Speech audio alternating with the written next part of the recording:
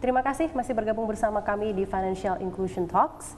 Masih bersama narasumber ekspertis kami, Bapak Sunarso, Direktur Utama BRI, Direktur Bisnis Mikro BRI, Bapak Supari, dan Profesor J.K. Rosenkar from the Harvard Kennedy School. Kita akan lanjutkan dialognya. I would go over first to Professor J. Professor, amid so many global economic uncertainties, the upcoming recession, geopolitical turmoils, what are the main challenge of implementing environmental, social, and governance in the near future for Indonesia? I think Pak Sunarso gave a very good account of Indonesia, so I'm going to step back and talk about some general problems around the world. And there are two major problems with implementing ESG, and Pak Sunarso mentioned it, and that's the problem of measurement. It's very difficult to actually measure your impact, and so what you get is a lot of data manipulation and ESG washing. You know, people aren't changing behavior at all, they're not changing their practices, but they try to promote their businesses by saying they're doing it. And the other major problem is trying to say that my intervention caused these results. So we say correlation versus causation. Two things happen at the same time. Might have nothing to do with your activities, right? And so and then you have a problem with ESG is often internally contradictory. So what might be good for the environment might be bad for social. For example, closing coal mines is very good for the environment, but very bad for the coal miners. Lose their jobs. Or making electric cars, Tesla, might be good, again, for the environment, but the governance of Tesla, as we all know, is very bad. So you have these contradictions. So I think the approach of BRI is to say, let's concentrate on the E, the environment. And even more specifically, let's concentrate on our carbon footprint. Because you can measure it, you can track it over time, you can compare with other companies or other countries.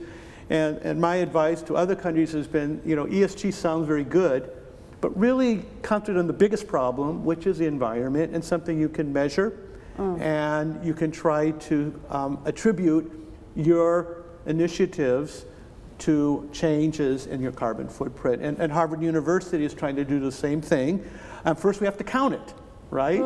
And then what can we do to try to either decrease our emissions or offset it in some way.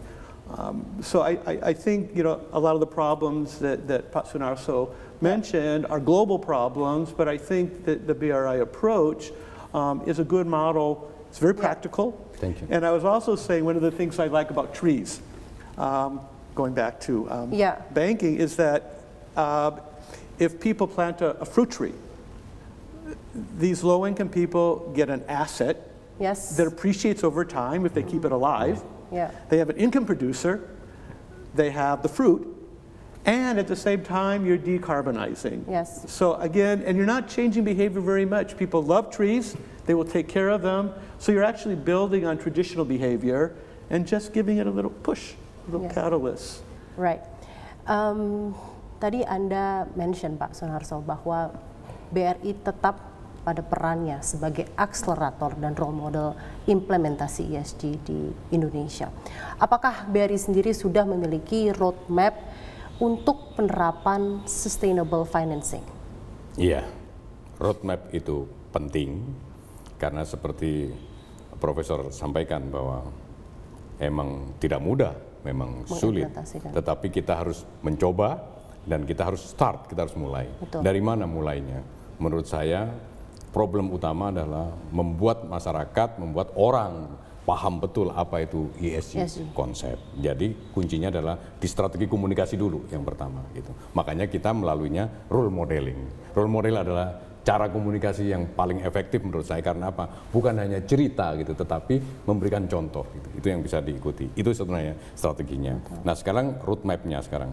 Jadi kalau kita tahun ini BRI menyusun roadmap ESG, ya, dan kita ingin menjadi to be world class sustainable banking group focusing on ESG. terutama nanti kita targetkan di 2026 gitu ya. Dan itu akan didukung 3 pilar strateginya. Pertama adalah environmental. Kita menyusun strategi menghadapi climate change, termasuk menentukan target net zero emission yang mendukung pencapaian target net zero emission di Indonesia.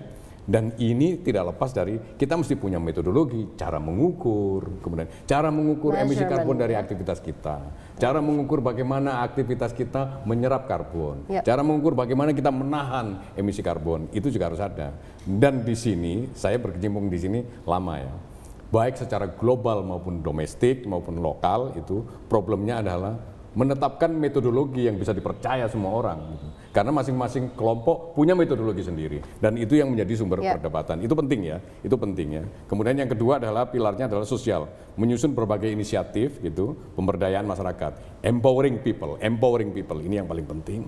Dan kemudian di governance kita memperkuat tata kelola ya, governance perusahaan yang baik untuk mengacu pada standar internasional. Dan roadmap strategi ESG tersebut ini sudah selaras untuk mendukung dan memperkuat visi perusahaan kita. Kita itu ingin menjadi the most valuable banking group in Southeast Asia and champion of financial inclusion. Champion of financial inclusion. Ya. Kenapa demikian? Karena BRI memang harus kembali ke core-nya, itu adalah main di mikro, bahkan ultra mikro. Maka mustahil kita bisa menjadi menjadi fokus di core-nya apabila kita tidak sekaligus menjadi champion di financial inclusion. Maka leading indikatornya adalah mengajari masyarakat, meliterate masyarakat gitu untuk supaya meningkat tingkat dari level dari financial inclusion-nya.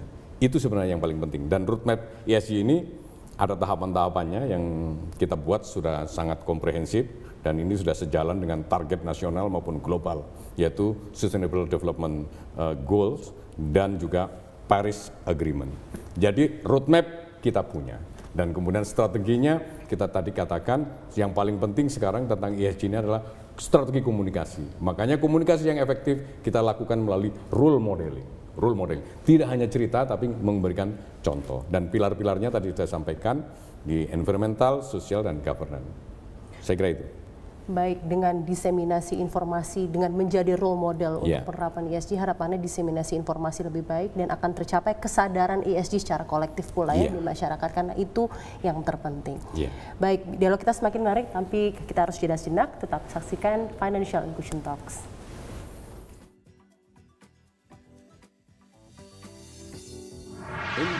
UMKM, main di microfinance, itu selalu saja kendalanya, tantangannya ada 2.